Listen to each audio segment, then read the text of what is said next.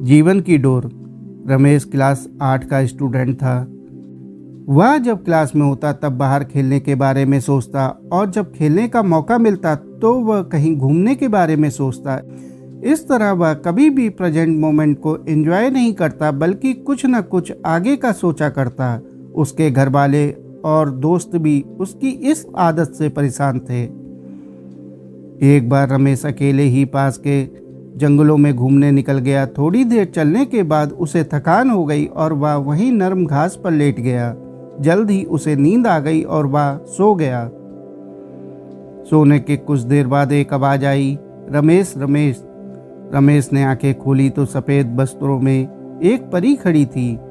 वह बहुत सुंदर थी और उसने अपने एक हाथ में जादुई छड़ी ले रखी थी और दूसरे हाथ में एक मैजिकल बॉल थी जिसमें से एक सुनहरा धागा लटक रहा था।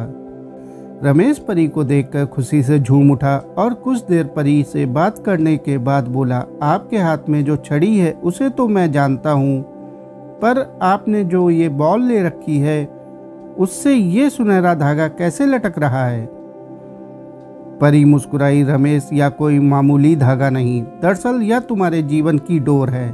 अगर तुम इसे हल्का सा खींचोगे तो तुम्हारे जीवन के कुछ घंटे कुछ सेकंड में बीत जाएंगे। यदि इसे थोड़ा तेजी से खींचोगे तो पूरा दिन कुछ मिनटों में बीत जाएगा और अगर तुम उसे पूरी ताकत से खींचोगे तो कई साल भी कुछ दिनों में बीत जाएंगे। तो क्या आप ये मुझे दे सकती हैं? रमेश ने उत्सुकता से पूछा। हाँ हाँ, क्यों नहीं, ये लो, पकड़ो इसे। पर ध्यान रहे, एक बार अगर समय में तुम आगे चले गए तो पीछे नहीं आ सकते। परी ने जीवन की डोर रमेश के हाथों में थमाते हुए कहा और फौरन अदृश्य हो गई। अगले दिन रमेश क्लास में बैठा खेलने के बारे में सोच रहा था, पर टीचर के रहते वो बाहर जाता भी तो कैसे। तभी उसे परी द्वारा दी गई सुनहरे धागों वाली बॉल का ख्याल आया। उसने धीरे से बॉल निकाली और डोर को जरा सा खींच दिया। कुछ ही सेकंड में वह मैदान में खेल रहा था। वह मजा आ गया, रमेश ने मन ही मन सोचा।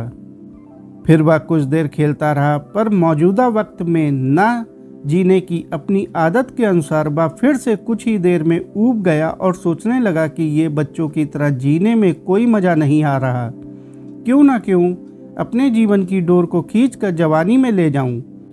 और झटपट उसने डोर कुछ तेजी से खींच दी। रमेश अब एक शादीशुदा आदमी बन चुका था और अपने 2 प्यारे प्यारे बच्चों के साथ रह रहा था। उसकी प्यारी माँ जो उसे जान से ज़्यादा चाहती थी अब बूढ़ी हो चुकी थी और पिता जो उसे अपने कंधों पर बैठाकर घूमा करते थे वृद्ध और बीमार हो चले थे।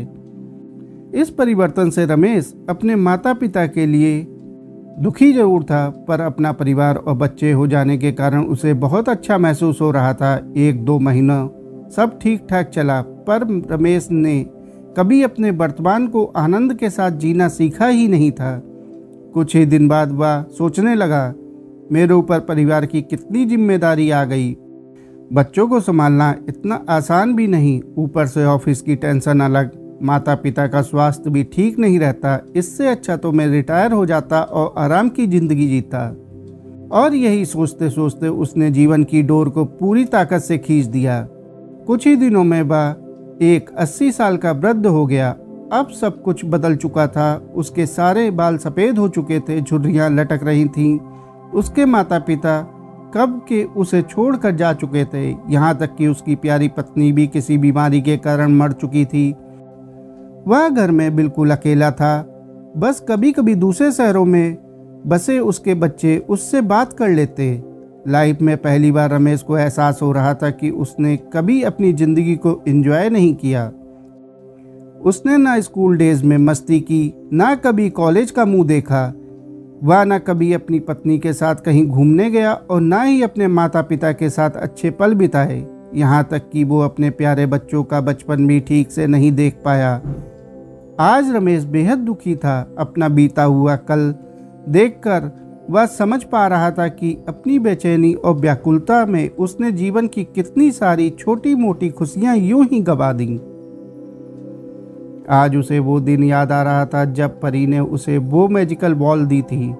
एक बार फिर वह उठा और उसी जंगल में जाने लगा और बचपन में वह जिस जगह परी से मिला था वहीं मायूस बैठा अपने आंसू बहाने लगा।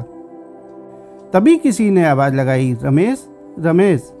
रमेश ने पलटकर देखा तो एक बार फिर वही परी उसके सामने खड़ी थी। परी ने पूछा, क्या तुमने मेरा स्पेशल गिफ्ट एंजॉय किया?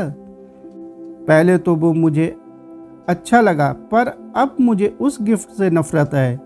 रमेश क्रोध से बोला, मेरी आंखों के सामने मेरा पूरा जीवन बीत गया और मुझे इसका आनंद लेने का मौका तक नहीं मिला। हाँ, अगर मैं अपनी ज़िंदगी नॉर्मल तरीके से जीता तो उसमें सुख के साथ दुख भी होते, पर मैजिकल बॉल के कारण मैं उसमें से किसी का भी अनुभव नहीं कर पाया।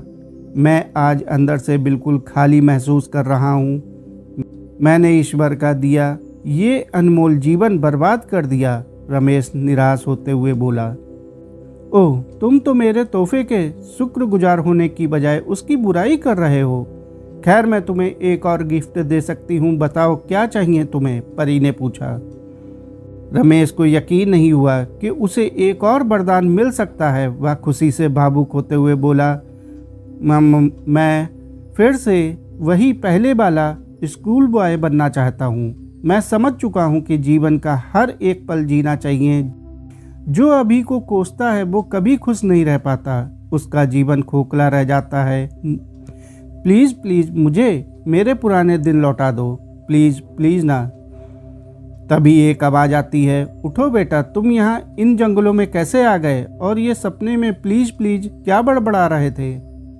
रमेश आंखें खोलता है। अपनी माँ को आंखों के सामने देखकर वह कसकर उनसे लिपट जाता है और फूट फूट कर रोने लगता है।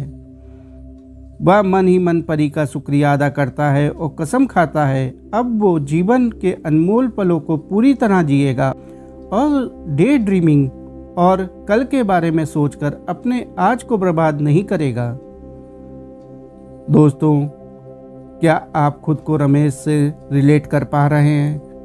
कई बार ऐसा होता है कि हम आज की खूबसूरती को सिर्फ इसलिए नहीं देख पाते क्योंकि हम एक सुंदर कल के बारे में सोचने में खोए रहते हैं, या कई बार हम जो नहीं घटा उसके घटने की चिंता में अपने आज को चिता पर जला देते हैं, बर्बाद कर देते हैं। हमें ऐसा नहीं करना चाहिए। खुशियों के छोटे छोटे पलों को पूरी तरह जीना चाहिए। जीवन की डोर एक बार खिंच जाती है तो फिर लौट कर नहीं आती। किसी ने सच ही कहा है, बीता हुआ कल कभी नहीं आएगा और आने वाला कल शायद कभी ना आए। इसलिए आज ही अपनी जिंदगी जी लो, आज ही खुशियां मना लो।